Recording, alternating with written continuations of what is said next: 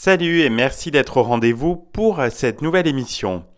À la fin des années 80, Mylène Farmer enchaîne les tubes.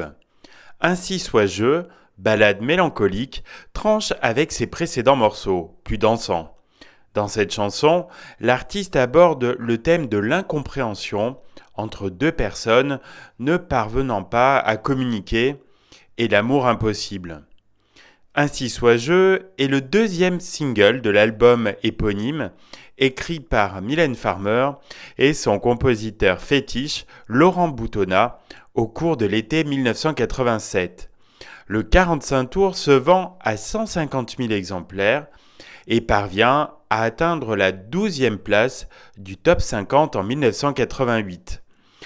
Avec Ainsi soit je, la chanteuse surprend le public avec cette chanson douce et mélancolique juste après le succès de Sans contrefaçon au rythme plus entraînant.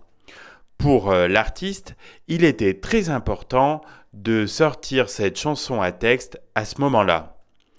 Le titre Ainsi soit je, qui comporte une faute d'orthographe évidemment volontaire, est un clin d'œil au fameux Ainsi soit-il, traduction française de Amen. La chanson raconte l'histoire d'un amour déçu, une incompréhension, mais aussi l'acceptation d'une situation, ainsi soit ma vie, tant pis. Les mots bulle de chagrin reviennent à plusieurs reprises dans la chanson.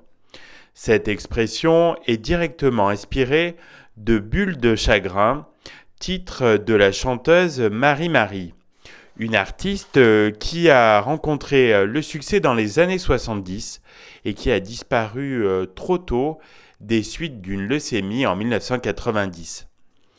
Contrairement aux précédents clips provocateurs de la Jolie Rousse, tels que celui de Pourvu qu'elle soit douce ou de Libertine, le clip d'Ainsi soit je est sobre.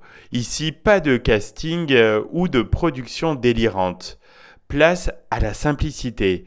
Mylène Farmer, vêtue de noir, marche sous la neige au clair de lune et semble se noyer quelques instants plus tard dans des eaux tumultueuses.